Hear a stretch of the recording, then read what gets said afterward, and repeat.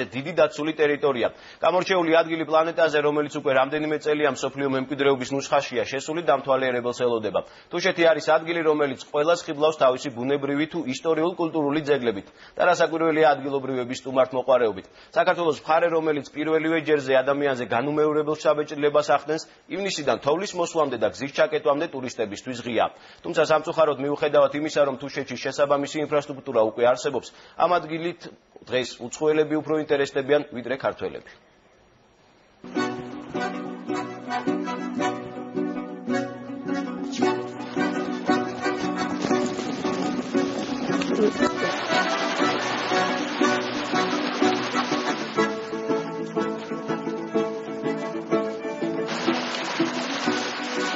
თუშეთისა და ხევსურეთის დამაკავშირებელი ტურისტული ბილიკის ფეხით გალვა, კარლებში ცხოვრება და ყველაზე მიუვალი სოფლების დალაშქრა.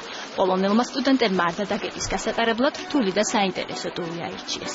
აღმოსავლეთ საქართველოს მთიანეთი ახალგაზრდებმა რამდენიმე კვირაში მოიარეს. აქ ჩამოსვლა მეგობარმა გურჩია მარშრუტი დავდეგმეთ და ვცდილობთ ფეხით შემოვიაროთ მაღალმთიანი რეგიონები. ხევსურეთიდან აქეთ მომავალი გზა ძალიან შთამბეჭდავი იყო. ახლა თუშეთის ყველა სოფელი გვინდა დავათვალიეროთ.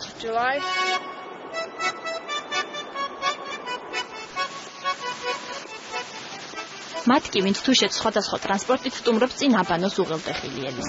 საქართველოში ყველაზე მაღლამდებარე საავტომობილო გზა და ზღვის დონიდან 2950 მეტრის სიმაღლიდან გადაშლილი ხედები ტურისტებს ამ მხარეზე პირველ წარმოდგენას უქმნის.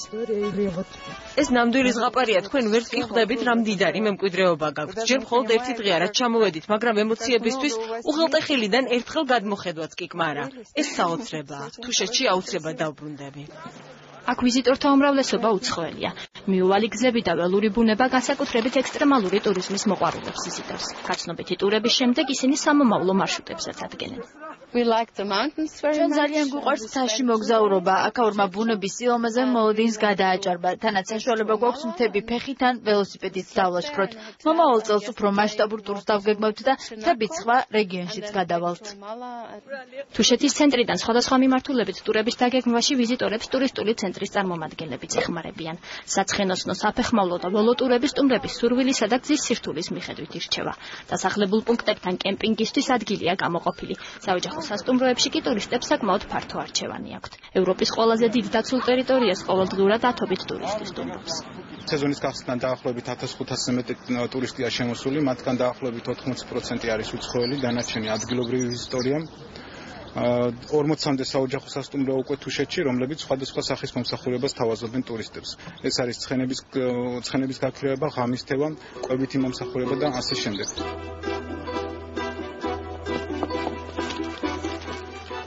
ქართულ თუ უცხოელ ვიზიტორებს ტრადიციების გაცნობისა და თუშური სამზარეულოს დაგემოვნების საშუალებაც აქვთ.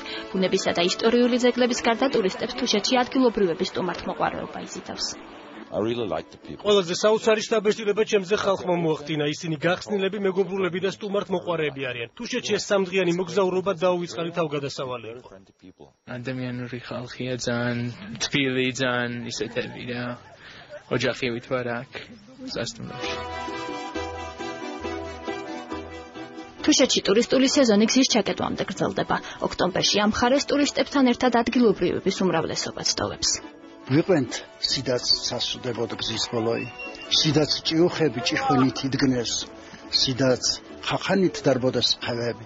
თავზე მეყანები ფეხბორთით ისხდნეს. ვიყვენთ სიდაც სალკდეები ლესოდ. სიდაც ხარჯი ხთროი ნაგრეხრთებს იქნებთ. სიდაც ჩანჩქერებ დაშლილი დალალთქვან. ჟავზე მდგომ ყვავილი, სიდაც თავს იქებთ.